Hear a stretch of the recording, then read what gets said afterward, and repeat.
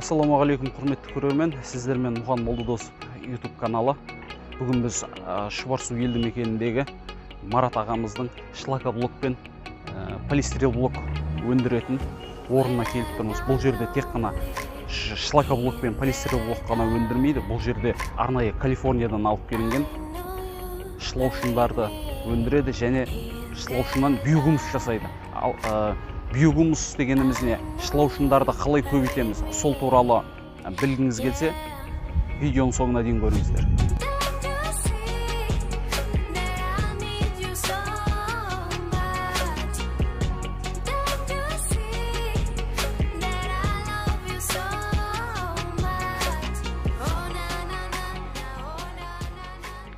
Ассалаумағалейкум, құрметті ағайындар. Бүгін біз Алматыдан кеше шыққанбыз. Жалпы Таразда болдық. Одан кейін бүгін Шымкент қаласында Шұбарсудамыз. Жалпы келіп жатқан мәселеміздің бірі, бізден осы 2-3 ай алдын, шын несін айтқанда 90 күн алдын Марат бауырымыз бізден 4 квадрат метр шлаушын алған. Сол шлаушындардың жалпы өсімі қалай болып жатыр, ары қарай дамып жатыр ма, әлде артқа кетіп жатыр ма, осы мәселелер бойынша көруге келгенбіз. Осы көруге келген кезде бауырларымыз бүгін осы жерден бір жағынан реклама есебінде, бір жағынан осыны халыққа насихаттау есебінде жігіттер шақырған екен. Соған бір-екі ауыз өзім білетін нелерін айтып кетсем. Жалпы бұл шлаушын деген не?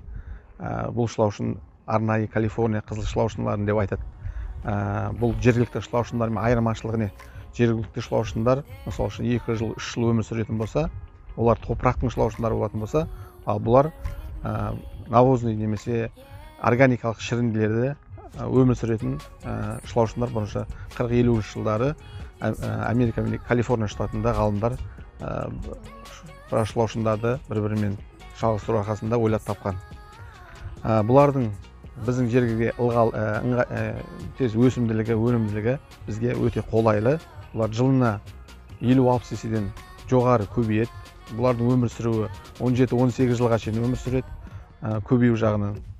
Сосын жаңағы суыққа төзімділігі, суыққа минус 3-4 градусқа шейін шыдамды.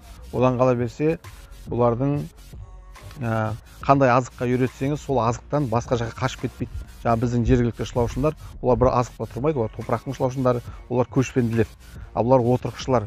Олар азығы бітіп қалса да, сол өзінің азығында сол жерде өмір сүре береді плюс жақтары. Одан кейін кез келген органикалық шіріндіні бұлар қорталады және содан таза биогумус шығарып береді. Биогумус деген не деген сұрақтарға айтсақ, ол биогумус жалпы бұл халықаралық тілде осы шлаушындардың асқазанынан өткен дайын өнімді биогумус деп айтады. Яғни қазақы тілде айтсақ, қара топырақ дейміз. Биогумустың пайдасы қаншалықты екенін бүкіл дүние жүзі мойындап қойған Европа мемлекеттері бұл кәсіпке кәдімгідей үлкен жетістіктерге жеткен. Түрік мемлекеттері енді қала берсе өзіміздің көрші мемлекеттерімізде осымен айналысып отыр. Біз Қазақстанда енді дамып келе жатқан кәсіп, халқымызға әлі бұл туралы ақпараттар аз жетіп жатыр. Жалпы диқаншыларымызға өте керекті. Ең бірінші біздің жеріміздің қара топырағымыздың құнарлылығының өте төмендеп кеткені. Қазір 10-12% болып болса, 5-6%-ке түсіп кетуі бұл жер бетіндегі гумустың, жер құрамындағы гумустың өте төмен болып кеткен. Ал сол гумусты бірден-бір жолмен осы кішкентай ғана шлаушындар арқылы біз жерімізді құнарландыруымызға мүмкіншілігіміз бар.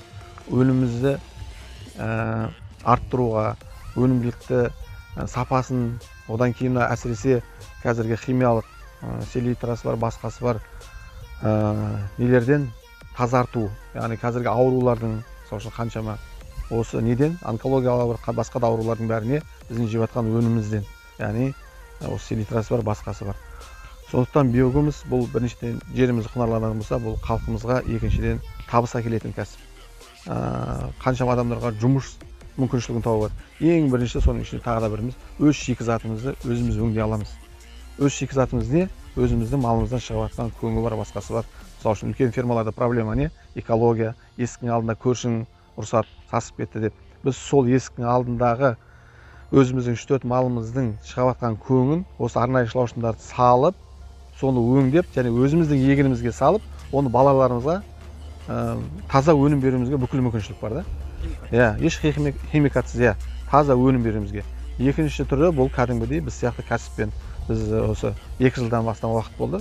Алматы облысында қаскелеңдеміз. Қазір біз осы кәсіпті дамытып жатырмыз. Елге біз бір жағынан шылаушындар сатамыз, оны халыққа үйретеміз.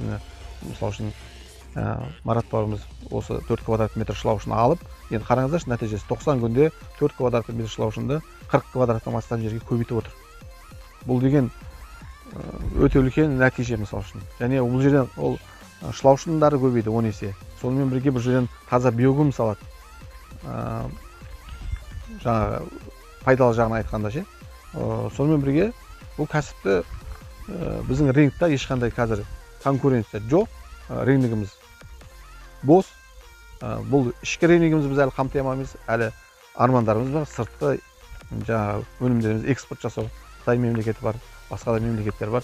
Экспорт жасауға бүкіл мүмкіншілік бар. Біз аграрлы мемлекетіміз, біздің жеріміз кең, біздің малымыз бар, бүкіл мүмкіншілік бар. Тек қана еңбек, шыдау, сүйіспеншілік болса осы кәсіпке иншалла халқымыз әлі бұның нәтижесін әлі көретін болады. Әлі дихандарға, сондықтан сіз сияқты блогерлер бауырларымыз, телевидение, кімнің қандай мүмкіншілігі бар, газет, журнал қайсысы болса да, осы кәсіпті елге насихаттау, үйрету осы жөнінде бізге өте қажет қазір. Сіздер өздері келіп жатсыздар, Алла разы болсын. Осыны аз да болса бір халыққа кішкене жеткізейміз деп, Алла бастап жатқан жұмыстарыңызға береке берсін. Марат бауырым, иншалла жалпы Шымкент қаласының жанында ғой, Шұбарсу. Егер алам деушілер болса, осы Маратқа келіп алса да осы шылаушындарды үйренсе, өзін білгенімен бөлісіп отырады. Егер түсінбей жатқан бізге хабарлассаңыздар, әрқашанда телефонымыз бәрі белгілі. Мекен жайымыз ешқандай өтірік емес, ешқандай пирамида емес, біреуді алдау емес. Бұл кәдімгі кәсіп, елге керек нәрсе.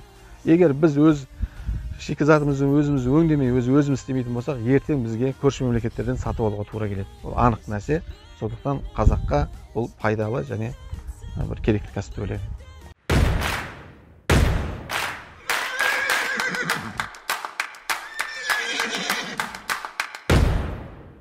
Мынау биогумус шылаусымен айналып жатқанымызда мына Құдай қаласа 3 ай көлемінде болды. Мұның бастапқыда мына 4 квадрат шылаушынды осында 40 квадрат көңге тастаған едік. Құдай қаласа 3 айдың көлемі болды. Биогумусымыз да, шылаушынымыз да дайын. Құдай қаласа алдағы мақсатта осы биогумус шылаушынымызды үлкен деңгейде, үлкен көлемде кеңейтуде мақсат тұтып отырмыз. Құдай қаласа бұның себебі неде дегенімізде, бұл биогумус біздің жер анамызға, жерімізге өте пайдасы мол. Өйткені бізді мен өзім бірнеше жылдан бері жаңа диқаншылық жұмысын атқарып келе жатырмын. Бұл диқаншылықта біздің жеріміз 60-70% жеріміз қазір шаршап қалған. Сол биогумустың бұл жаңа жердің құнарлануына себепкер болады. Одан кейін барып еккен егіншілігіміздің 2 есе өнімін үлкейтеді. Одан кейінгі тағы мәселесі жерімізді құнарландырады. Жерімізді табиғи қалпына келтіреді. Кейін және де бұл жаңа биогумустың тағы бір жаңа еккен егіншілігімізге пайдасы, ол жаңа біз жыл сайынға алып жатқан жаңа 30-40 центнер алып жатсақ гектарына, бұл 50-60 центнерге дейін беруіне көмек береді. Одан кейінгі тағы да мәселеміз бұл жаңа есігіміздің алдымыздағы еккен помидорымыз болсын, огурцы болсын, жаңағыда тал көшеттеріміз болсын, оның да жаңағыда үлкен өнім беруіне септігі тигізеді. Еккен егіншілігімізді биогумуспен құнарландыратын болсақ, бұның құрамында химикат болмайды, жаңа таза тыңайтқышпен биоорганикалық жеміс шыға келеді. Кейін биыл биогумус шылаушынды көбейту жолдары, бұл 1 квадрат шылаушынды 10 квадрат жаңағы өзіміздің күнделікті үйден шығып жатқан мал, жылқы, қойдың қиларымен жаңағы 10 квадрат жерге тастап, 2 айда, 2-2,5 ай көлемінде 10 есе көбейтуге болады. Бұның 2 тәсілі бар. Биогумусқа жұмыс істейтін, және де шылаушынға жұмыс істейтін.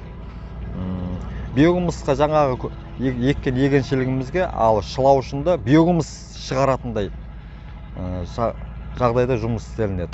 Диқаншылық бастамасынан селитра болсын, аммофос болсын, химикат болсын, барлығын қаншама деген шығын кетеді. Ал биогумуспен ол өте аз шығын, одан кейін барып өнімі де селитра жаңа химикаттан қарағанда бұл өнімі көп болады, одан кейін мерзімі де ұзақ болады бұның. Жаңағыдай огурцы, мысалы огурцыйды алғанда 3 айға дейін, 2,5 айға дейін теретін болсақ, ол биогумуспен еккен огурцыйымыз 5-6 айға дейін өнім бере алады. Одан кейінгі базарға шығарған күнде де бұл ұзақ мерзімге шыдамды, төзімді болады. Биогумуспен егілген огурцыйымыз. Мына сіздерге көрсете кетейін. Мына жерде біздің қазір 46 квадрат биогумус шылаушымыз дайын. Мына төбесіндегін айта кетейін, бұл қара сетка, бұл күннен сәулесіне қорғану үшін біз осылай жасап қойғанбыз. Таңертең кешкі 2 мезгіл су шашамыз. Бұл ылғалды қашып кетпеу үшін, жаңағыда кішкене салқын тұру үшін. Ал мына жерде біздің мына бетіндегі кеше азығы біткеннен кейін 5 сантиметрдей қалыңдықта азық тастағанбыз бетіне. Енді мына астындағы уже негіз дайын болып қалған биогумусымыз. Мына біздің шылаушындарымыз, Калифорния шылаушыны. Бұл сіздерге жаңа күндіз-түнде де жұмыс жасайды. Қысын жазын, жыл 12 ай десем де болады. Қыста қалай қолданады? Қыстың күні бұл бұлай қолданады. Бұл жаңағыдай қыстың күні қара күз басталғаннан кейін барып тұр, бұның бетіне су шашудың қажеті жоқ. Бетіне сабан тастап шықсаңыз, өзі жауынмен, жаңа қардың несімен, ылғалдығымен өзі ұстап отырады. Бұл минус 6-7 градусқа дейін төзімді болады. Ал қазір мынау күн ыстық болғаннан кейін, шілденің уақыты болғаннан кейін, мына қара сетканы төбе күннен қорғану үшін тұтып қойғанымыздағыны, ал таңертең кешке 2 мезгіл су шашып отырамыз. Мына жем азығы бұл уже. Астында уже биогумус дайын болып қалғаннан кейін, жейтін азығы бітіп қалғаннан кейін, бетіне кеше 2-3 күн болды, жаңадан қи тастағанбыз бетіне. Мынау уже биогумус. Уже бұл жерде жейтін азық қалмағаннан кейін барып шылаушының барлығы жоғарғы шығып кеткен. Биогумус, таза биогумус. Шылаушының барлығы бет жағына жаңа азыққа өтіп кеткен. Мына жақтарында барлық жерден осылай ашсаңыз, дәл осы сияқты шыға келетін шылаушындар. Міне.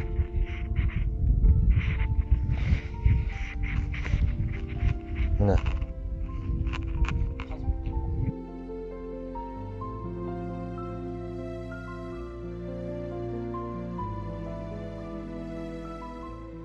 Мына таңертең кешке осылай 2 мезгіл су шашылады.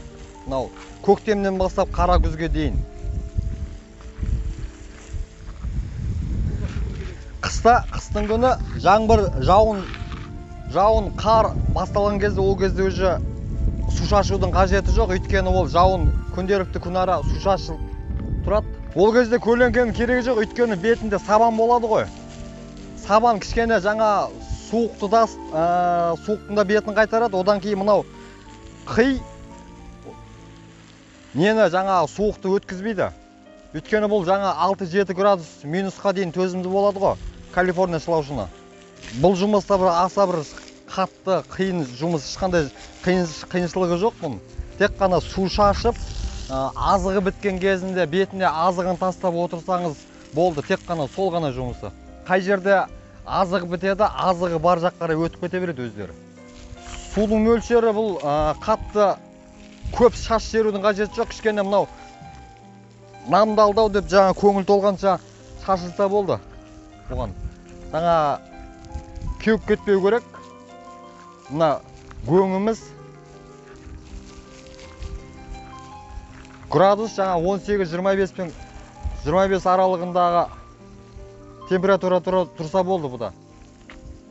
Ал мына ағайындар, алам деушілерге Құдай қаласа келіп алып жатсаңыздар, бірге істесіп жатсаңыздар, бұл биогумус деген таза органикалық тыңайтқышты әркім үй жағдайында да істеуге болады бұл нәрсені.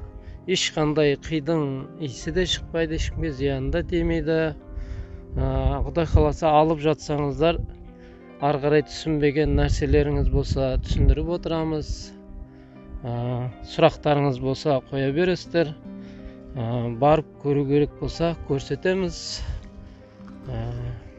Бұл өте табиғи, таза органикалық өнім.